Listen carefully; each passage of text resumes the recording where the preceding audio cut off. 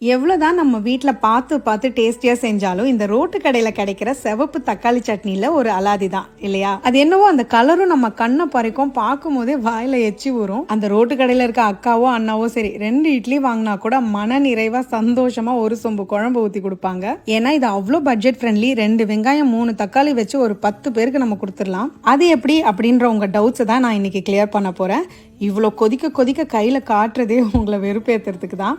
எப்படி பண்ணுறதுன்னு பார்க்கலாமா? மிக்ஸி ஜாரில் 1 டீஸ்பூன் சீரகம், 5 பல் பூண்டு, 10 காஷ்மீரி காஞ்ச மிளகாய், 2 பெரிய வெங்காயம் ஃபர்ஸ்ட் கொரன்னு அரைச்சிருங்க. அடுத்து 3 பழுத்த தக்காளியை தனியாக அரைச்சி வச்சுக்கோங்க. இப்போ சட்டியில் 1 கரண்டி எண்ணெய், கடுகு, சீரகம், உளுந்து, காஞ்ச மிளகாய், கருவேப்பிலை போட்டு தாளிச்சிட்டு அரைச்ச வெங்காயம் காஞ்ச மிளகாய் பேஸ்ட்டை சேர்த்து ஹை ஃப்ளேமில் ஒரு 2 நிமிஷம் வதக்கி விடுங்க. இப்போ இது கூடவே அரைச்ச தக்காளியும் சேர்த்து கொதிக்க விடுங்க. 1 டீஸ்பூன் கல் உப்பு, 2 டம்ளர் தண்ணி ஊற்றி நல்லா ஒரு 5 நிமிஷம் சலன்னு கொதிக்கணும். ஊற்றின எண்ணெய் நல்லா மேலே பிரிஞ்சு வர ஆரம்பிக்கும் போது இட்லி தோசை மாவு, அதாவது புளிச்ச இட்லி தோசை மாவு 1 கரண்டி சேர்த்து மிக்ஸ் பண்ணுங்க.